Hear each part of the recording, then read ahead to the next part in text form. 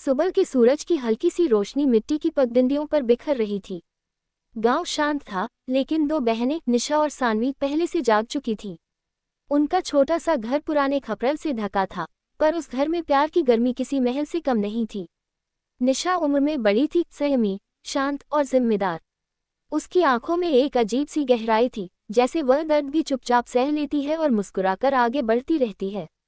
सानवी बिल्कुल अलग थी, खिलखिलाती, सपने देखने वाली और हर बात में उम्मीद ढूंढ लेने वाली।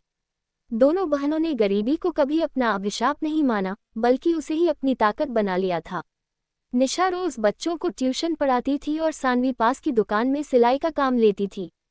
उनके पिता की मौत के बाद घर की कमान माँ और दोनों बेटियों के कंधों पर आ गई थी, लेकिन तीनों ने मिलकर हर तूफान का सामना किया था। उस सुबह माँ ने दोनों बहनों को चाय देते हुए कहा, बेटियों, मुझे पता है कि तुम्हारी जिंदगी आसान नहीं है, पर एक दिन तुम्हारी मेहनत का फल जरूर मिलेगा। निशा ने मुस्कुराकर माँ का हाथ पकड़ा, हम सब साथ हैं, ये ही हमारा फल है माँ। सानवी ने चाय के घूंट के साथ हंसते हुए कहा, एक दिन ऐसा घर होगा जिसमें माँ के लिए एक बड़ी खिड़की होगी और सुबह की धूप कमरे में आएगी, ठीक फिल्म की तरह। माँ ने उसे माथे पर चपत लगाई, तू तो एक दिन बड़ी फिल्मी बनेगी। तीनों हंस पड़ी। गरीबी थी, संघर्ष था, लेकिन जहाँ दिल सच्चे होते हैं वहाँ उम्मीद कभी नहीं मरती। उन्हें नहीं पता था कि किस्मत उनका हाथ पकड़कर ऐसे घर में ले जाने वाली है जहाँ दौलत तो थी, पर मोहब्बत नहीं। और वही मोहब्बत उनकी किस्मत बदलने वाली थी। शहर की ऊंची ऊंची इमारतों के बीच सफ़ेद संगमरमर से बना एक विशाल महल खड़ा था, कश्यप हाउस। बाहर से गुजरने वाले हर व्यक्ति की निगाह कुछ पल वहीं ठहर जाती। चमचमाती गाड़ियों की लाइन, बड़े बड़े फाउंटेन और नौकरों की आवाजाही सब इस बात का ऐलान करते थे कि इस घर में कोई आम परिवार नहीं रहता। इस घर की प्रधान थी सुनीता देवी कश्यप। दौलत, शोहरत और रुतबे की वह मिसाल थी। उनका चेहरा कड़ा, आवाज में तेजी और चलने में अधिकार साफ दिखता था। उनके पति का निधन वर्षों पहले हो चुका था और तब से सुनीता ने परिवार और बिजनेस दोनों की कमान अकेले संभाली थी। लोग कहते, सुनीता देवी के दिल में जगह बनाना आसान नहीं। उनके दो बेटे थे, अभिषेक बड़ा बेटा, गंभीर, जिम्मेदार और मां का सबसे बड़ा सहारा। कंपनी की मीटिंग से लेकर घर के फैसलों तक हर काम में वह मां का दायां हाथ बना रहता। करण छोटा बेटा, हंसमुख, मिलनसार और दिल का बहुत साफ। करण अपनी मां के सख्त नियमों से थोड़ा परेशान रहता, लेकिन घर का माहौल कभी भारी न हो इसकी कोशिश हर समय करता। हालांकि घर में पैसा बहुत था, लेकिन रिश्तों में गर्माहट कम थी। सुनीता हर बात में परफेक्शन चाहती थी, खाना समय पर, काम समय पर, कपड़े बेदाग, बातें नपीतुली। पर एक कमी थी, इस बड़े घर में ममता की कमी थी। अभिषेक और करण अक्सर सोचते, काश कोई इस घर में ऐसी हंसी लेकर आए जो इन दीवारों को इंसान बना दे। एक शाम सुनीता अपनी पुरानी डायरी के पन्नों को पलटते हुए बोली, अब समय आ गया है घर में बहुओं की एंट्री का, दोनों बेटों की शादियां करनी होंगी। अभिषेक ने हल्की मुस्कान के साथ कहा, माँ, हमें कोई ऐसी जीवन साथी चाहिए जो इस घर को घर बना सके। पैसे की नहीं, दिल की जरूरत है। सुनीता ने आंखें तरेर कर कहा, दिल वह बाद में आएगा, पहले परिवार का स्टेटस देखना होगा। करण ने मन ही मन सोचा, कौन सी लड़की माँ की ये दीवारें तोड़ पाएगी। उन्हें नहीं पता था किस्मत दो ऐसे फूल घर ला रही है जो इस पत्थर जैसे महल को भी खुशबू से भर देंगे। गांव की मिट्टी में सादगी होती है और उसी सादगी में खिलते हैं दो फूल, सरन और रीमा। दोनों सहेलियां, दोनों अनाथ, दोनों अपने अपने मामूली काम करके जिंदगी चला रही थी, लेकिन दिल, दोनों के दिल बहुत बड़े थे। सिमरन की आंखों में गहरी सोच थी। वह सिलाई बुनाई करती थी और गांव की लड़कियों को मुफ्त में सिखाती भी थी। रीमा जिंदा दिल, हंसमुख और हर किसी की मदद करने को हमेशा आगे। वह स्कूल में छोटे बच्चों को पढ़ाती थी, वो भी बिना पैसे लिए। एक दिन गांव में बाढ़ आ गई। लोग इधर उधर भागने लगे। बच्चे रो रहे थे, औरतें चिल्ला रही थीं, बुजुर्गों को संभालने वाला कोई नहीं था। सिमरन और रीमा अपनी जान जोखिम में डालकर गांव वालों को सुरक्षित जगह पहुंचा रही थी। तभी वहां पहुंचते हैं अभिषेक और करण। वे अपनी एनजीओ टीम के साथ मदद के लिए आए थे। पहली नज़र में ही अभिषेक को सिमरन की आंखों में वह मजबूती दिखी जो उसने बहुत कम लोगों में देखी थी। और करण का दिल रीमा की मुस्कान पर आ गया। अभिषेक ने सिमरन से कहा, आप यहाँ अकेली सब संभाल रही हैं, डर नहीं लगता? सिमरन ने पलटकर जवाब दिया, डरने से लोग बचेंगे नहीं, किसी को तो हिम्मत रखनी होगी। अभिषेक कुछ कह नहीं पाया, बस उसका दिल धड़क उठा। उधर करण और रीमा बच्चों को चॉकलेट बांट रहे थे। करण ने हंसते हुए कहा, आप तो सुपरहीरो लगती हैं। रीमा खिलखिलाकर हंस पड़ी, सुपरहीरो गरीब ही क्यों होते हैं। करण उसकी बात और उसके दिल की सफाई पर मोहित हो गया। बाढ़ का खतरा कम होते ही अभिषेक और करण ने गांव में राहत कैंप लगा दिया। 3 दिन तक वे वहीं रहे और इन 3 दिनों में दोनों भाइयों के दिल सिमरन और रीमा को अपना बैठा। जाते समय अभिषेक ने सिमरन से कहा, अगर कभी शहर आए तो हमें याद कीजिएगा। करण ने झिझकते हुए कहा, और अगर कभी हेल्प चाहिए हो तो बस फोन कर देना। सिमरन और रीमा ने मुस्कुराकर उन्हें धन्यवाद कहा। उन्हें क्या पता यही मुस्कान उनकी किस्मत का दरवाज़ा खोलने वाली है। बाढ़ के बाद का जीवन धीरे धीरे सामान्य होने लगा था, लेकिन सिमरन और रीमा के दिलों में कुछ नया अंकुरित हो चुका था। दोनों अपनी रोजमर्रा की जिंदगी में लगी रहीं, पर शहर से आए 2 अनजान लोग उनकी सोच में किसी अनदेखी लकीर की तरह बस गए थे। कुछ महीनों बाद गांव की चौपाल में हलचल थी। लोग इकट्ठा थे। सरपंच बार बार अपनी साफ टोपी ठीक कर रहा था। सिमरन और रीमा को बुलवा भेजा गया।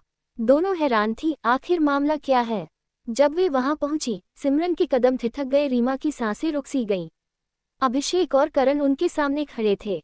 दोनों भाइयों ने हाथ जोड़कर गांव वालों को नमस्कार किया। सुनीता देवी की तरफ से भेजा गया प्रस्ताव उनका उद्देश्य था। अभिषेक ने सबसे पहले सिमरन से नजरें मिलाईं। हम आपसे इज्जत से कुछ बात करना चाहते हैं, आपके परिवार की रजामंदी से।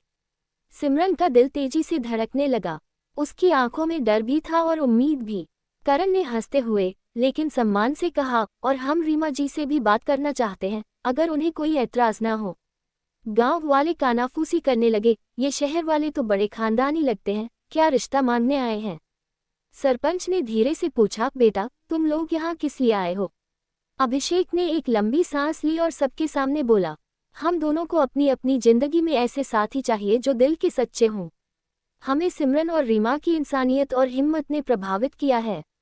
हम उनसे शादी के लिए प्रस्ताव रखना चाहते हैं। गांव में सन्नाटा छा गया। ये खबर बिजली की तरह फैल गई। सिमरन और रीमा अवाक थीं।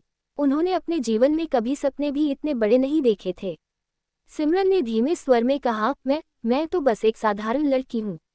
आपके जैसे बड़े घर में मैं कैसे। अभिषेक ने संयमित लेकिन कोमल आवाज में कहा, घर बड़ा है या छोटा यह मायने नहीं रखता। दिल बड़ा होना चाहिए, और आपका दिल हमसे बड़ा है। रीमा ने भी संकोच में कहा, मैं किसी अमीर घर की परंपराएं नहीं निभा पाऊंगी शायद। करण मुस्कुराया, परंपराएं निभाई नहीं जाती, महसूस की जाती हैं। और आप जैसे लोग परंपराओं को और खूबसूरत बना देते हैं। दोनों सहेलियां एक दूसरे का हाथ पकड़कर खड़ी थीं। उनकी आंखों में आंसू थे, खुशी के, डर के और अनिश्चित भविष्य के। सरपंच ने भी कहा, ये दोनों अनाथ हैं, क्या तुम्हारी माँ को कोई आपत्ति नहीं होगी। अभिषेक और करण के चेहरे पर हल्की चिंताएं, क्योंकि वे जानते थे कि उनकी माँ सुनीता आसानी से किसी गरीब को अपने घर की दहलीज पार नहीं कराती। फिर भी करण ने दृढ़ आवाज में कहा, अगर उन्होंने इंसानियत देखी तो मान जाएंगी। ये वाक्य इतना बड़ा था कि दोनों भाइयों को भी यकीन नहीं था कि वह सच होगा या नहीं। सिमरन और रीमा ने एक दूसरे को देखा। उनकी नजरें कह रही थीं, अगर किस्मत ने दरवाजा खोला है तो हमें कदम बढ़ाने चाहिए। अंततः गांव वालों और सरपंच ने रजामंदी दी, और दोनों सहेलियों की जिंदगी की नई शुरुआत का पहला अध्याय उसी शाम लिख दिया गया, जब 2 गरीब बहुओं ने पहली बार अमीर घर की दहलीज पर कदम रखने का फैसला किया।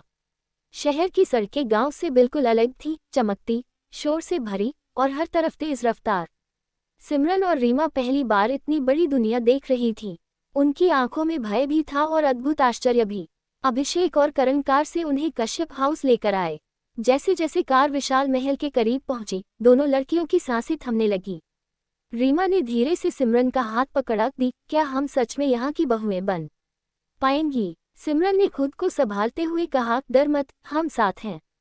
जो भी होगा अच्छे के लिए होगा।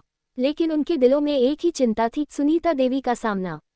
कश्यप हाउस का पहला दृश्य बड़ा फव्वारा, चमचमाते फर्श, इतने बड़े दरवाजे की लगता था जैसे किसी महल में प्रवेश हो रहा हो। नौकर नौकरानियों की लाइन देखकर ही रीमा को घबराहट हुई। हे भगवान, ये लोग तो हमसे भी ज्यादा शहर वाले हैं। अभिषेक ने मुस्कुराते हुए कहा, डरिए मत, आपको यहाँ कोई असहज महसूस नहीं होने देंगे। लेकिन उनके कदम जैसे ही मुख्य हॉल में पड़े, ऊपर की सीढ़ियों से एक तेज कदमों की आवाज आई। वह थी सुनीता देवी। गहरे रंग की साड़ी, हीरे के गहने, गंभीर चेहरा, हर कदम पर रुतबा। उनकी नज़र एक पल में सिमरन और रीमा को सिर से पांव तक नाप गई। और फिर उन्होंने तीखी आवाज में कहा, यही है वो लड़कियां। घर में सन्नाटा छा गया। अभिषेक और करण ने सिर हिलाया। सुनीता ने ठंडे स्वर में कहा, तुम दोनों बहुत साधारण दिखती हो। रीमा घबरा गई, पर सिमरन ने विनम्रता से कहा, जी हम साधारण ही हैं, पर हम दिल से सच्चे हैं। सुनीता के चेहरे पर हल्की सी कटाक्ष भरी मुस्कान आई। दिल बड़े घरों में दिल से ज्यादा समझ और तमीज की जरूरत होती है। करण आगे बढ़ा, माँ आप पहले इन्हें जान तो लीजिए, मुझे जानने में वक्त नहीं लगेगा। सुनीता बोली, ये दोनों इस घर की योग्य बहुएं नहीं लगती। सिमरन और रीमा के दिल जैसे किसी ने मुट्ठी में दबा दिए हों। वे मौन खड़ी रही। अभिषेक ने दृढ़ आवाज में कहा, माँ फैसला आपकी मर्जी से होगा, पर एक मौका तो दीजिए। ये दोनों बहुत अच्छी हैं। सुनीता ने कुछ पल सोचा, फिर बोली, ठीक है, शादी मैं रोकूंगी नहीं, पर एक बात साफ सुन लो, अगर इस घर के नियम तोड़े, अगर इस घर की इज्जत पर आंच आए तो मैं किसी को नहीं छोड़ूंगी। उन्होंने इशारा किया, नौकरानियां इन्हें गेस्ट रूम में ले जाओ। सिमरन और रीमा के चेहरे पर मिला जुला भाव था, खुशी की सुनीता ने उन्हें मना नहीं किया और डर कि इस महल में उनका भविष्य कैसा होगा। जब वे ऊपर के कमरे में पहुंची, दरवाजा बंद होते ही रीमा रो पड़ी, दी मुझे लगता है हमसे गलती हो गई। सिमरन ने उसे सीने से लगाया, नहीं रीमा, गलती नहीं, बस परीक्षा शुरू हुई है, और याद रख हम गरीब हैं पर कमजोर नहीं। उस रात दोनों नींद में भी एक ही बात सोच रही थी, क्या वे इस घर की कड़ी परंपराओं में